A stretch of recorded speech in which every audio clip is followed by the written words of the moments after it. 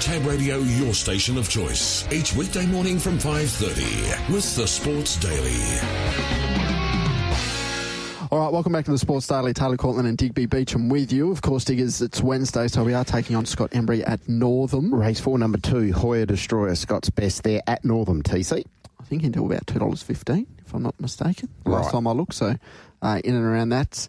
And paperwork has been lodged. Breaking news, Sam Flanders goes to St Kilda. The Gold Coast received pick number 7. Correct. Which you wouldn't think they'd be using. No, that will be part of the deal, hopefully, to acquire Christian Petrarca. You'd think so. Yep. All right, so that's the latest in AFL, but we'll talk WA racing now. It's great to be joined by Liam Peters, who found his way to Gloucester Park this morning. Liam, a very good morning to you. Morning, TC. Morning, Diggers. How are you both? Very well. Great to see you. How's life? It's going well, yeah. Just got back from a quick trip to Singapore for the Grand Prix. It was awesome over there, but glad to be home. Talking up Elton John? Yeah, definitely. That was definitely the highlight, I'd say, other than McLaren winning the Constructors' Championship. But, yeah, it was awesome. What has been awesome has been the run of Peter's Investments horses for a little while now, and I dare say you're hoping it flows on into the Ascot season, because this is where there is plenty of money to be made. Yeah, exactly. As the old boy says, this is the time of year that pays the bills. So, yeah, he'll be happy with the hand that's going into the carnival. Obviously, it was great having the success over particularly the 3-year-old feature races through the winter. It's always awesome winning races like that. But, yeah, this is the time of year we all look forward to.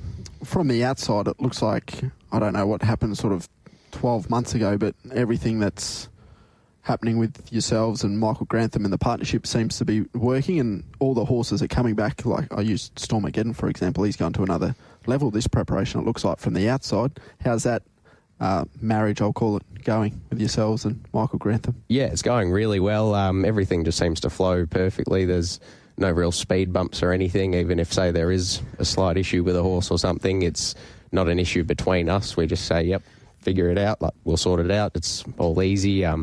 No news is good news a lot of the time. So, yeah, everything is, we just trust Michael, his judgment, and the way he wants to train the horses, and let him do what he does best. The decision to commit wholly to Michael, it was made a little while ago now, and from where we sit, again, from the outside, it looks like it's been a resounding success. Yeah, it definitely has been.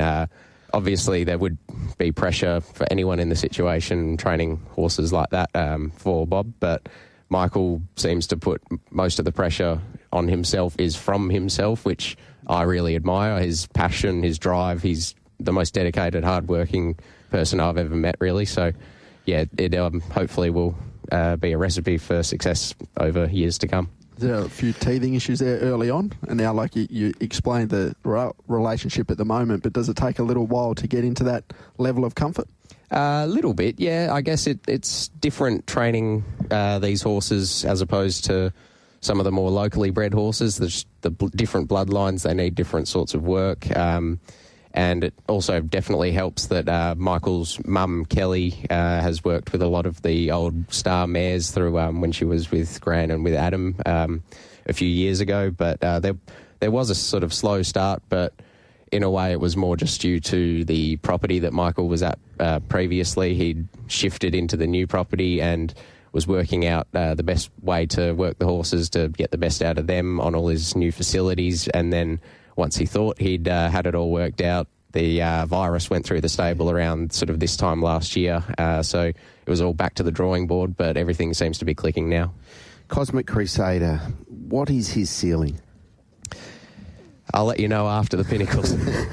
It looks high. It looks really, really high. Would that be fair? Yeah, it definitely does. He's one of the more exciting horses Grandpa's maybe ever had. I don't think I'd be wrong in saying that. He seems to be quite excited about him himself. He doesn't say much about him, which makes you think, you know, there might really be something here, and he's definitely put the writing on the wall these last couple of starts, so it'll be very exciting to see what he does in the Pinnacles. Has that come out of the blue a little bit? Like the most exciting horse that he might have had? I mean, 12 months ago, I think we were, excited what he could do, but I don't think we could have envisioned he'd get to this sort of level.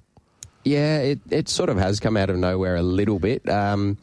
He was always going to be a horse that was going to keep improving, and the fact that he was able to, last year run down Antique Miss at the peak of her powers in the Pinnacles really showed that he definitely had some ability, and at that point he was very sort of immature physically and mentally, and has definitely come on a lot in this past 12 months, and hopefully should continue to grow out and fill out more. I don't think he'll really be done growing until maybe in about 12, 18 months' time. He looks like he's gone from a boy to a man, though. He might not be the finished article at the moment, but he looks like physically he's developing before our eyes. Yeah, definitely, and he's a lot more professional in his work behind the scenes as well. I recall early days he sort of didn't really want to go in a straight line, but that wasn't through wanting to do things wrong. It was just being a big kid in his head, but now he knows what his job is a bit more. It'll be very exciting. You can probably tell that on race day too, because the 2 starts we've seen at Belmont, he's really left the gates. Now, the first time, Clint really had to urge him to find the top in a race and a day that you probably needed to be close to the top, but he sprung the gates his second start as well, and that's something that we probably didn't see from him last preparation. Yeah, definitely not. He sort of seemed to just bowl out the gates. I think of horses like Arcadia Knight, they just bowl out the gates like that, and I thought he would end up being one like that would sort of need that luck to run on. But yeah, it was a big shock when he definitely jumped forward very quickly first up, but then the plan wasn't to do that again second up. But yeah, he just bounced out like Superman coming out of the telephone booth, really. It was it was really interesting to see that. So what does his campaign look like now? He's had that freshened since that 1,650 metre victory. He'll head back into work. He'll have a trial leading into the Asian Bow, although it is a bit frustrating that the trials have been moved to the back straight around that time, so we'll have to see how we go there, because I think we wanted to do a 1450 trial with him. Right. All right, Asian Bow, and then obviously he's probably on the borderline of the railway at the moment if everything stays pretty similar. Obviously, if he wins the Asian Bow, he's in. But would he go to a Peters before a railway if he's not successful in an Asian Bow? Yeah, I'd assume that would be the plan, as long as it comes out sound and all things are good with him. Now, it looks like the stable could have a few bullets to fire at the railway. Can we touch on Love and War, who trialled on Monday, and I believe she'll have another 1,400 metre trial, or that's the plan? Yeah, that would be the plan, yep. But she's one that's never really trialled the house down before. I think she's only won one of her trials, correct me if I'm wrong, since coming to WA, and that was sort of arguably against lesser grade than what she's trialled against the other day. And so she's definitely one that I think would give the railway a very good shake if she can get in. So she'll probably take a similar path to Cosmic Crusader, and I guess if bad luck beats one, they have the other chance in the RJ Peters. I think we spoke to you on this program after she won those couple of races there at Pinjarra, and you were very positive about the way that she'd spelled and come back, and she's grown into herself. Has she developed again since those runs at Pinjarra? Yeah, she just holds her condition really well, this horse. She's a beautiful, big, strong mare now, and she was just a big frame sort of last time in, and especially back when she was winning that Belmont Guineas, but she really looks like a serious horse now, and we didn't actually really expect her to grow and fill out to be this sort of style of horse. She really looks like a proper animal. Now, what about opportunistic? He created an impression in the winter. He won a 1,400 metre maiden. Second up goes to a Racken Tour. Third goes to a Belmont Guineas. 3 for 3 goes to the paddock, comes back, trials. We get to see him on Saturday? Yes, yeah, that'll be very interesting to see how he measures up against the older horses. How are you thinking he'll measure up? Well, hoping that he's very good against that sort of grade, but it'll definitely be very interesting to see how he does measure up, because obviously he could end up going into the bigger races, hopefully targeting the Group 1s, but if not, then there's always backup options of maybe extending his prep going out to the staying races, since he is definitely bred for them. All right, so later on down the track, maybe 12 months, 24 months' time, you're sort of thinking he might be more of a Perth Cup horse as opposed to a Railway Stakes horse? Yeah, that's my personal thought. I'm not really sure what the old boy thinks about that, though.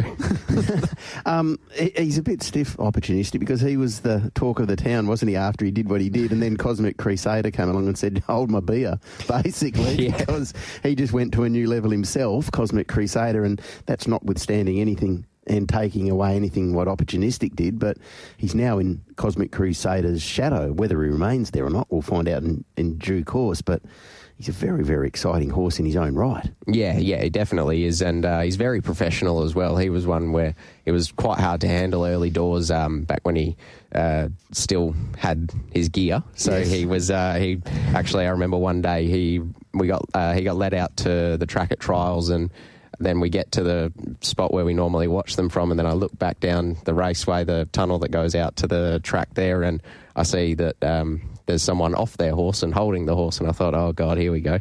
And turns out Adam Durant, kindly enough, went and grabbed the horse for us and led Clint back on, and he went out and trialled okay. He was sort of a bit stirred up by then, but that was the point where we knew we had to make that ultimate gear change, and he's just been so professional ever since. What did you make of his most recent trial? It was quite good. I think I talked to you guys after that and said it was good to see how he went against older company for the first time, and sort of we didn't really want to knock him around too much. He's one that he knows when it's race day and knows when to put in properly. Diamond Scene trialled on Monday. I think that was the third time he's trialled this time in, if I'm not mistaken. Lem, what did you make of that performance? Western Power, the stablemate, was able to edge him out?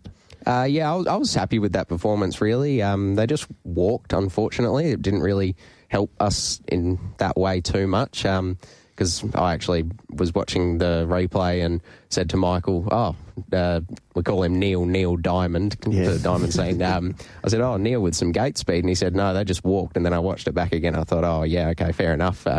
So he sort of wandered around a little bit out in front, but he's sort of that dopey sort of horse. But he likes to chase, so I think it's nothing to worry about. It'll definitely take him into this preparation well. Could it be a case of third time lucky for him aiming up at a Perth Cup?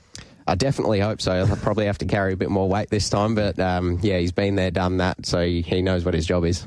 Have you watched the replay of last year's Perth Cup? Not many times, no, although it does seem to come up on the Racing WA Thoroughbred broadcast every now and then in the ads, but I have to go get a glass of water at that time or something. In saying that, he did a really good job last prep, didn't he? He got better and better as the campaign went on. Yeah, definitely. He's one that just keeps continuing through his preps. Just the way he looks every time he gets to the races throughout a prep, he's bigger and stronger every time, and the way he looked on Perth Cup Day last year, he was just immaculate, just impeccable. Well, even earlier in the campaign, I think first up, did he win really impressively? He showed a really good turn of foot, and then second up he was probably a little bit lucky in a slowly run race, so he can pull out a sprint fresh. Is there a race that early on in the campaign he might be able to pick up? Well, hopefully. We still haven't really decided his first up target. Last prep when he did win first up and then second up, it might have looked like an off run, but he still had the fastest last 600 of that race, I believe. So he really is just quite consistent. But he could end up going to the Wait for Age lead-ups to the Railway, or he could even start first up in the Railway off his rating. He would probably get a run, I'd assume.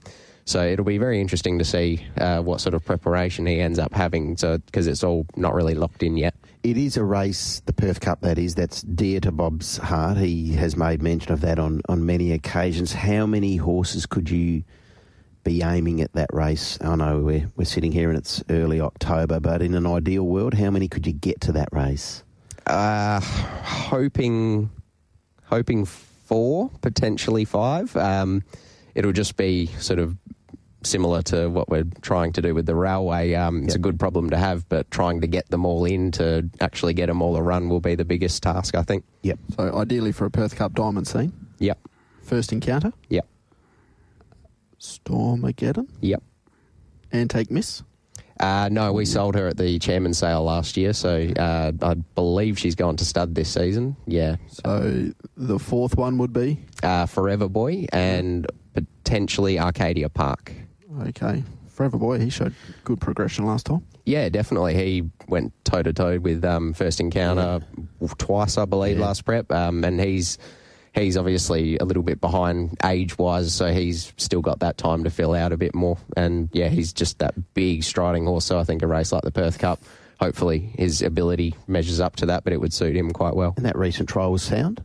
Yeah, definitely. Yeah, he's he didn't get asked for too much, but he put his mind on the task and finished off well down the outside. Who's a better Perth Cup chance in your thoughts right here, right now? Him, Forever Boy, or First Encounter?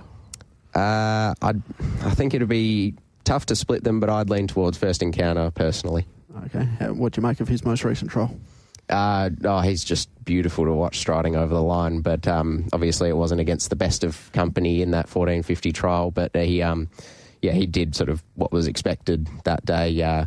But he's one who I think probably still even needs another 12, 18 months to fill out himself as well, even though he's sort of one of our older horses nowadays, but he looks like one that's always going to sort of finish furnishing once he's maybe 8 years old or something. He's like one of those European horses. Like you diggers. Oh, yeah, I haven't yet to furnish.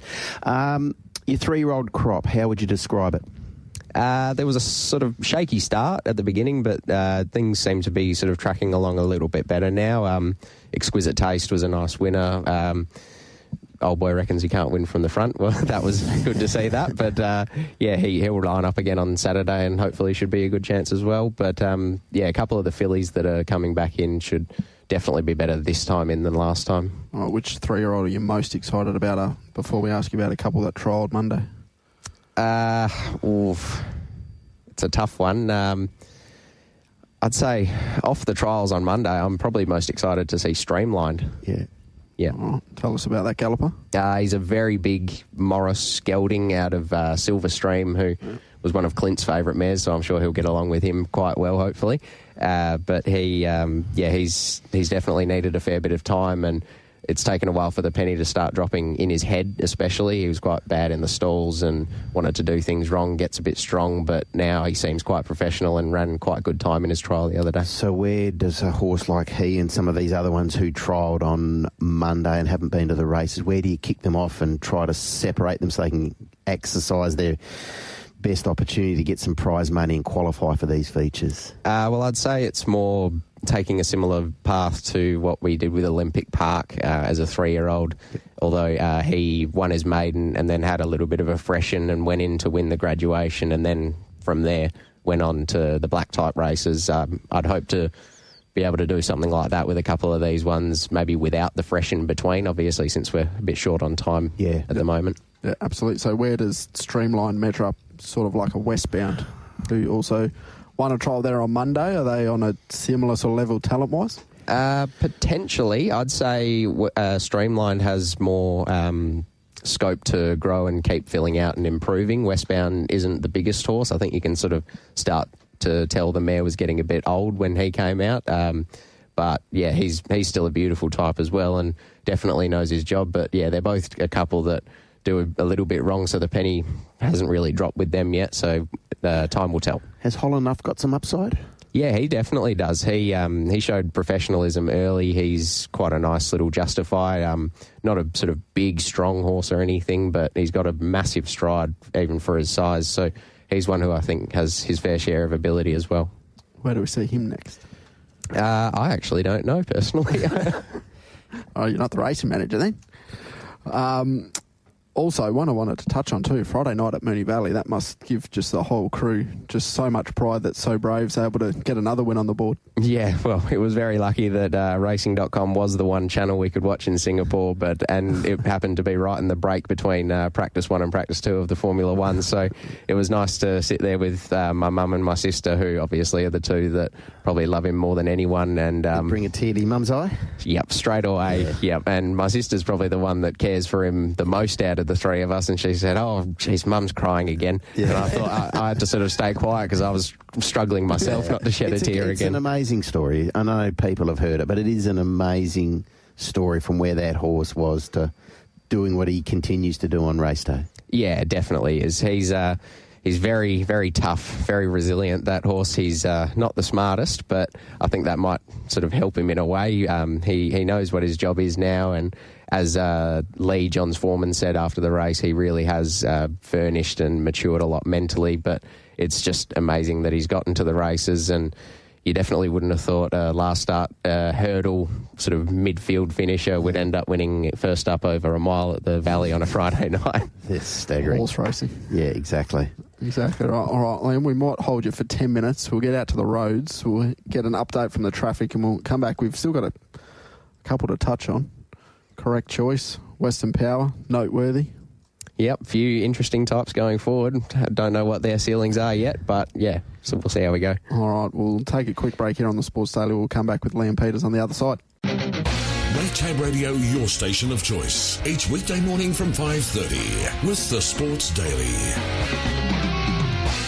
Well, welcome back to the Sports Daily. Liam Peters still in studio with Taylor Court, myself and Digby Beecham. As you wanted to ask Liam a couple of questions. Yeah, I was just hoping to get Liam's insight in regards to the business model of Peter's Investments. We know that Bob and Sandra have had a heap of horses over there on the East Coast, mares, foals, weaners that find their way back. Does that still remain, and what does it look like now as opposed to maybe 5 years ago, and projecting forward another 5, what could it look like?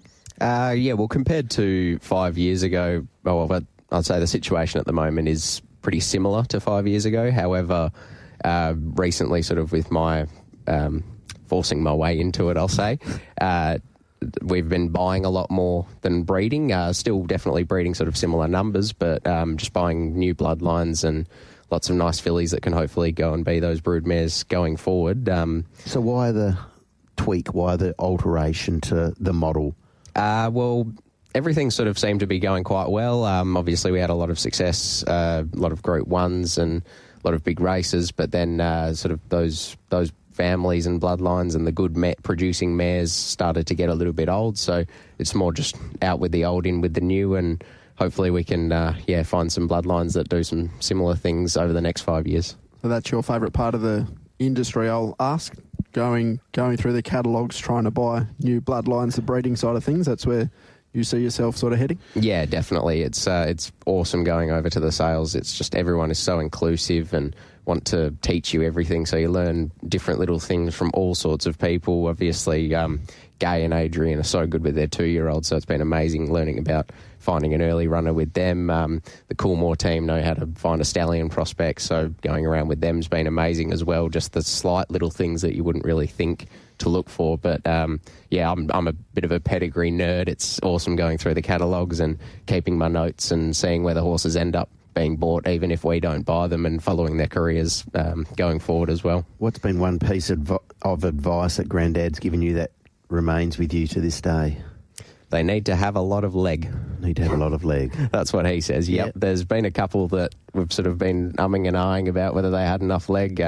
One ended up being Olympic Park. So, there are winning formulas, but I think at the end of the day, you just really have to find a nice athlete. Yeah. So from someone that's a little bit less educated in that space, for me, would say that they're sort of more so your Perth Cup types, your WA Guineas types, as opposed to maybe your Winterbottom or Quokka horses? Yeah, exactly. And that's always been the model that Bob's really targeted, going for those Guineas types that can hopefully end up stretching out and have that sort of staying blood behind them to end up in a Perth Cup as time goes on. So going forward, the percentage of horses that the family breeds as opposed to purchases, what would that be? Well, it's very different, even just this year compared to last year, to be honest. I'd say last year it was probably about 80-85% homebred, and then this year it was probably only about 60%. We ended up buying quite a few at the sales actually this year, so it'll be very interesting once this crop turns 3. Okay, so those ones that you do buy, do you leave them over there and do they get broken in over there, or do they come here as weaners? Yearlings? They all come straight back after the sales. Okay. Yep, Ramsey's is always watching the sales and flicks a message through as soon as they hear that we've bought one and said, is that coming back? Yep, straight away. There's been one or two that we've left over there to do their breaking in and education, but mostly they'll come back. Is there one that you've bought this year that you're really excited about? There's one who we've given her race name Amaryllis Star. It might be a bit difficult to look up, but she's a So You Think filly from the Caracas sales out of a mare called Coonamoo. A beautiful, big, striding filly, covers so much ground, and her half-sister, I believe, by Morris, won on debut as a 2-year-old in one of the first 2-year-old races in Queensland last season. So, yeah, hopefully she's got that sort of scope and staying blood, but seems like the family can throw some precocity as well. Okay, now TC was going to ask you, Liam, about a couple of other horses that we hadn't touched on, and one of those being Correct Choice. This is a horse who went to a new level last time, and looks like Correct Choice could hopefully springboard further off that. Would that be right? Yeah, fingers crossed. He's a horse who, sort of last prep, we really figured him out a bit more, his racing pattern, what he likes in running. There were a couple of times where he was sort of first 4 or first half of the field in running and didn't really finish off. So he really, I think, needs that get back, run on sort of style of race. And he's just gone from strength to strength. And obviously you you pay good money for the Sedgenho bred horses, so you'd hope that they can keep sort of putting in those nice performances. But yeah, his trial the other day was really good against much better company, so it'll be very interesting to see what he can do this prep. All right, so he might go to another level. Is Western Power on sort of the same level as Correct Choice, would you say? Yeah, I'd say they're probably similar types. Correct Choice maybe is more of a stayer than Western Power will be, but Michael's always been adamant that Western Power has got a good race in him, so yeah, so that's since day one as well, even when he had his bad manners and everything. So he's definitely improved a lot. And yeah, hopefully that trial the other day bodes well going forward for him. Can I just ask you about Federalist's performance on the weekend? I think everyone saw that he got to the line nicely. That must be very exciting. And I dare say the report since that performance on the weekend has been encouraging. I haven't actually received any reports since the weekend. Okay. The old boy doesn't like to share those reports with us sometimes. He knows you're coming on radio and chat about it. Yeah, well, exactly, maybe. Or he lets Team Hawks do all the talking there. Yeah. They know him best anyway, and we're only part owners, really. Just have the honour of letting him run in our silks at the same time alongside Arrowfield in partnership. Yeah, it must be, fill you with a lot of pride and the family as well to see, a great Arcadia Queen. Obviously, we know how good she was, and then to see the progeny race as well, that must be really exciting. Yeah, definitely. Well, there was a big push from everyone in the family against Grandpa not to sell that mare. He says you have to sell the good ones. It's a business at the end of the day. So, yeah, it was quite a sad day, that. But then when I heard that we'd bought in a little bit of her first colt, it was sort of, how do you say, just, I can't even think of the word. It was just a great sort of ending to the story in a way, yeah. She was a weapon. I know it's a long time ago now and we've spoken about her ad nauseum over a long period of time, but what a horse she was.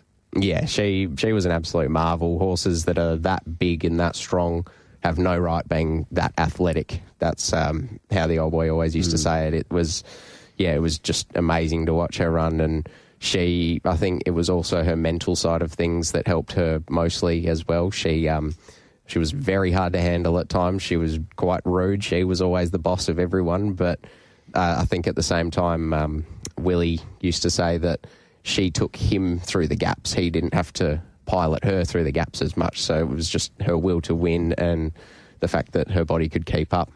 You were obviously around horses from a very young age. Is there a horse that you can remember, the first horse that you watched and thought, wow, and that got you really hooked on racing? I think Perfect Reflection winning that Ted Van Hemst running down Fathoms of Gold, that was just amazing. I obviously didn't know too much about racing and how, if you go too hard in front, you're going to end up stopping. I just still thought he was home and chatted to the old boy at the time, and I said, I don't think we're getting this. And then he said, no, watch, he's stopping. I said, oh, okay, then right, interesting. But the real one that really hooked me, I think, was Regal Power. I think it was when he won the Derby from Near on Nowhere. No, sorry, it was the Railway, when he won the Railway. I think he was a 4-year-old from Nowhere. We were watching every other horse we had in the race, and then he just flew down the outside, and it's the only time I've actually ever seen Grandpa properly stand up and yell for a horse crossing the line. Is that right? Wow. Yeah, that really, I stopped watching the race and just stared up at him in awe and thought, okay, I get it now. You just rattled off some horses there, and we could go on and on and on about the quality of horse flesh that Bob has either purchased but invariably bred over a long period of time. And again, it hasn't been an overnight success. This has required a lot of work, a lot of patience, a lot of money, and he's reaped the rewards. He's arguably one of the best breeders in the world, not just here in WA, or Australia, the world. Yeah, definitely. He's his work ethic and the way he just is constantly thinking in different ways to anyone would think is just second to none. It's he's always been my idol, and I've always looked up to him my whole life and want to be like him, I guess. So he's just one of the best businessmen that you'll ever see, and has applied it perfectly to the racing industry with his love of horses as well. Yeah, really well said. Has he given you a date where you get the keys to the full? I don't think there's a plan in place for that yet. We'll see what happens. Just have to hope. But you've become far more involved in the business over the last 3 to 4 or 5 years. Would that be fair? Yeah, despite him saying there's two industries you don't want to go in, cars and horses. I said, have you looked in a mirror? And here you are at the front of it now. Are you enjoying it? Yeah, definitely. It's I wouldn't trade it for the world. I don't think I'd ever see myself working in a industry other than racing at this point. All right, long way to go. All right, we've got it rapid fire. I need one horse. I'm going to ask you about 4 races. So I need your best chance in these 4 races here, right now. All right, best chance to win a railway? Cosmic Crusader. Northerly? If he gets there, Opportunistic. WA Guineas? That'll be quite a difficult one. I think probably if Hol Enough can do things right, he could have the scope to win that. All right, and probably, not sure if it's the hardest one of all, but you're probably going after most runners, a Perth Cup. That's a very difficult one. I'll lean towards Diamond Scene, despite the fact that he's going to have to carry a little bit more weight, just because he's been there and done that, has the experience at that level. I know you hate the term diggers, but if there is a horse that deserves a Perth Cup win, it's probably Diamond Scene. Yeah, you're right. I don't like the term, but I understand exactly where you're coming from. He was great last year. I love the way that he went through his grades at the back end of his campaign last year. It's a very deliberate approach, it seems, from the outside to have him ready to rock and roll at this time of the year. And as a now 6-year-old, I don't think anyone would begrudge Diamond Scene winning a Perth Cup. Absolutely not. All right. Just before we let you go, am I allowed to ask the favourite horse that you've got at the moment? It's difficult at the moment, Don't actually. listen to the radio. No, I've had a few favourites over time, but I think my favourite horse at the moment, even though he hasn't been seen in a fair while, is Olympic Park. Where's he at? Yeah. He's still out of the hill paddocks over the road at the moment, but he's... my Mrs. Hannah and I did a lot of work with him doing his rehab, riding him around the arena every day, hand walking him just to build up muscle again and everything in that back end. But he's doing well out in the paddock and probably only needs a couple more months out there, I think. So that was the pelvis, was it not? Was it pelvis? Broken pelvis. Yep. Was that was in the lead up to a derby. Correct, it was, first up, and I thought he was a great chance the way he travelled up. It was about the 600 and then got to the top of the straight and Clint pushed the button and you could just see something went wrong straight away. But, all credit to Clint that day. He essentially saved the horse's life by getting off him at the tunnel as well, so he could just go straight over and get to the vets. Yeah, absolutely. All right, so touchwood, we get to see him back at the races, hopefully in maybe 12 months' time. Yeah, fingers crossed. Fingers crossed. Thank you very much for making the effort to come in, Liam. Greatly appreciated. Well articulated. I think we got plenty of information there and hopefully help the listeners out going forward to the Pinnacles. No worries, guys. Thanks very much for having me. Liam. Great, mate. There's Liam Peters. We'll take a quick break on the Sports Daily and we'll come back shortly.